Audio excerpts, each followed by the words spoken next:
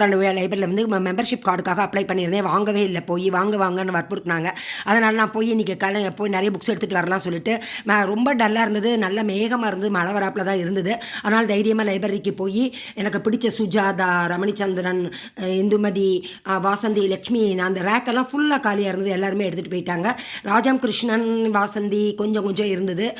எல்லாமே நான் ஒரு மாதம் வச்சுக்கலாமா, ஆனால் ஃபுல்லாகவே எடுத்துகிட்டு போயிட்டாங்க. பிள்ளைக்கு எல்லாமே காலியாக இருந்தது. பெண் குரல், பெண் இயந்திரம், எல்லாமே பெண்ணாக ஆகாச வீடுகள்னு சொல்லிட்டு ஒரு 4 புக்கு எடுத்துகிட்டு வந்திருக்கேன். இதை நான் எப்படி படிக்கிறேன் அப்படின்னு சொல்லிட்டு பார்ப்போம். வர வழியில் சூரி கடை, அம்மன் கடை, வர்ற ரோட்டு கடை, ஹரிஷி எல்லாமே பார்த்தேன். பஜ்ஜின்னு அலறிக்கிட்டே வந்தால் ஒரு இடத்துல கூட பஜ்ஜி கிடையாது.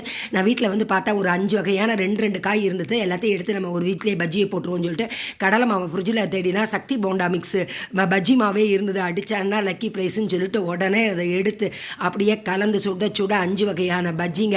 கடையில் கூட 2 வகை 6 தான் சாப்பிட்டுக்க முடியும். வீட்டில் நல்லா சூப்பராக நல்லா குட்டியாக போட்டு கொஞ்சமாக எண்ணெய் வச்சு சூப்பராக போட்டு சாப்பிட்டேன். இன்றைக்கி நான் சட்னி கூட அரைக்கலை. ஆனால் அவ்வளோ பசி. காலையில் ரசம் சாதம் சாப்பிட்டதா என்னன்னு தெரில.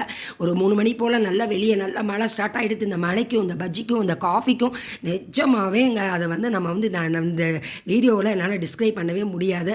நல்லா ஒரு வகைக்கு ஒரு 4, 5ன்னு சொல்லிட்டு ஒரு 20 எண்ணத்தை உள்ளே தள்ளியாச்சு. அதோட நல்லா ஒரு டிகாஷன் காஃபி வேறு சூடாக போட்டு இது குடமிளகா பஜ்ஜிங்க அவ்வளோ மொறுன்னு இருந்தது. இன்றைக்கி என்னமோ ஒன்றுமே போடலை. ஆனால் கூட பஜ்ஜியும் காஃபியுமே நிஜமாகவே ஒரு அமிர்தம் போல தான் இருந்தது. நிறைய சாப்பிட்டேன். நிறைய வேறு கொஞ்சமாக மாவு கரைச்சா கூட எனக்கு நிறைய இருந்தது. கொஞ்சம் எண்ணெய் வேஸ்ட்டாக போயிடக்கூடாதுன்னு சொல்லிட்டு அதுக்கு நிறைய அப்பளம் பிரித்து வச்சாச்சு. இந்த அப்பளத்துக்கு ஏற்றாப்பில் நாளைக்கு நான் ஒரு ரெசிபி பண்ணணும். இதை நான் ஜிப்லாக் கவரில் தான் எப்பயுமே சேவ் பண்ணி வைப்பேன். கொஞ்சமாக தான் எண்ணெய் இருந்தது. அதனால் கொஞ்சமாக போட்டு பொறுமையாக நிதானமாக அப்பளத்தை போட்டு எடுத்துட்டு அன்றைக்கி நான் கொத்தவரங்காய் வத்தல் வீட்டில் போட்டிருந்தேன். அது நான் போட்ட உடனே சடான்னு வெடிச்சுது. இன்றைக்கி நல்லா காய வச்சு எடுத்து வச்சதுனாலே என்னதில்லை, அதுவுமே ரொம்ப அருமையாக இருந்தது. எண்ணெயை கூட வேஸ்ட் பண்ணலாங்க.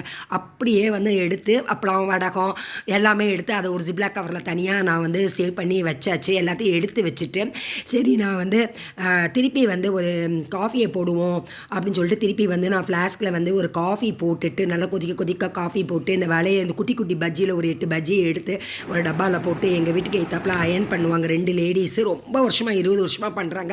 நாங்கள் ஊருக்கெலாம் போனால் அவங்க தான் வீட்டை ஃபுல்லான்னு பார்த்துப்பாங்க. அதனால் நான் முடிஞ்ச வரைக்கும் என்னால் எது கொடுக்க முடியுமோ அது கொடுத்து உதவுவேன். இந்த பேப்பர் டவல் ரொம்ப யூஸாக இருக்குது. இந்த ஸ்டிக்கரில் அந்த இது ஒட்டினது போகுமா அப்படின்னு சொல்லிட்டு நான் சும்மா தாங்க தடவி பார்த்தேன். சூப்பராக போயிடுச்சு.